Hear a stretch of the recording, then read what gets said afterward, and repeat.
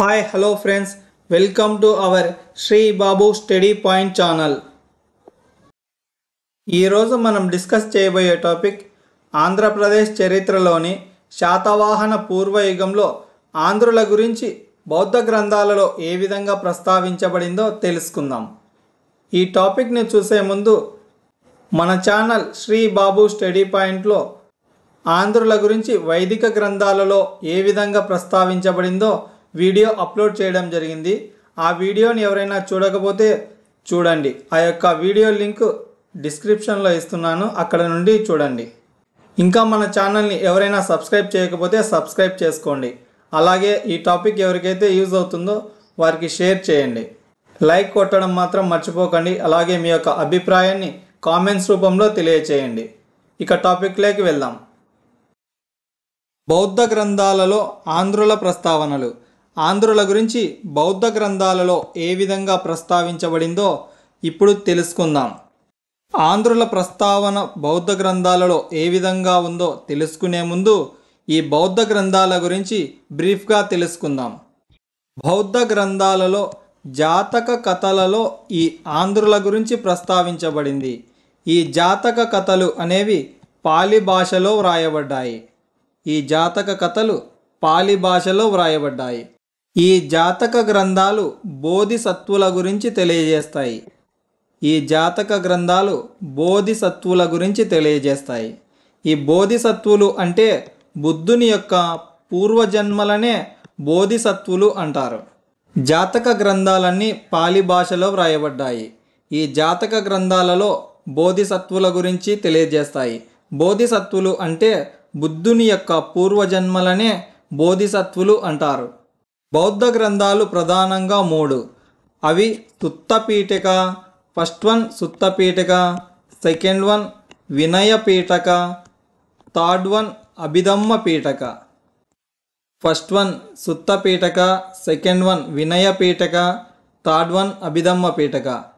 First one ఈ సుత్తపీఠికలో భాగమే ఈ జాతక గ్రంథాలు. ఈ జాతక గ్రంథాలలో ఆంధ్రుల గురించి ప్రస్తావించబడింది.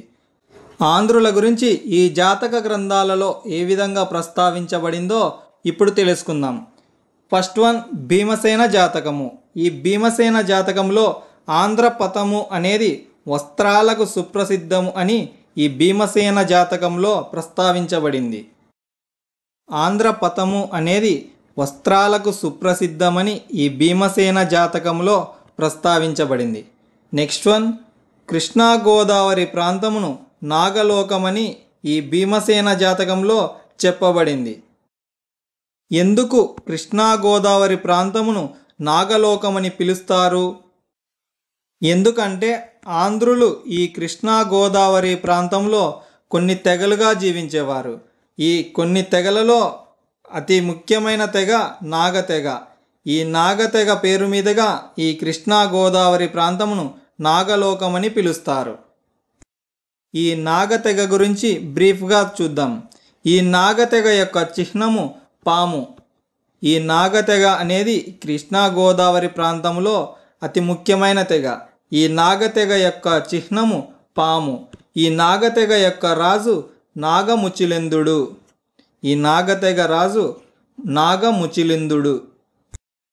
ఈ నాగతెగ పేరు మీదుగా కృష్ణా గోదావరి ప్రాంతమును నాగలోకమని పిలుస్తారు.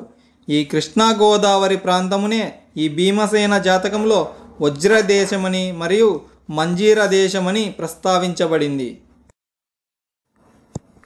నెక్స్ట్ జాతకం శేరివనిజ జాతకం. ఈ శేరివనిజ జాతకంలో ఆంధ్రుల గురించి తేలివాహ నది పైన ఆంధ్రనగరి అనే పట్టణం ఉంది అని ఈ శేరివనిజ జాతకంలో ఆంధ్రుల గురించి ప్రస్తావించబడింది. ఈ తేలివాహ నది మరియు ఆంధ్రనగరి అనే పట్టణము గురించి వివిధ చరిత్రకారుల అభిప్రాయాలను తెలుసుకుందాం. పిసి రాయ్ చౌదరి యొక్క అభిప్రాయం ప్రకారం తేలివాహ నది అంటే కృష్ణానది అని మరియు ఆంధ్రనగరి అనే పట్టణమును ధాన్యకటకము అని ఈ పిసి రాయ్ చౌదరి అభిప్రాయపడ్డాడు. ఈ ధాన్యకటకమునే ప్రాచీన కాలంలో ధాన్యకటకంగా మరియు మధ్య యుగంలో ధరణికోటగా మరియు ఆధునిక యుగంలో అమరావతిగా ఈ ధాన్య కటకాన్ని పిలుస్తారు.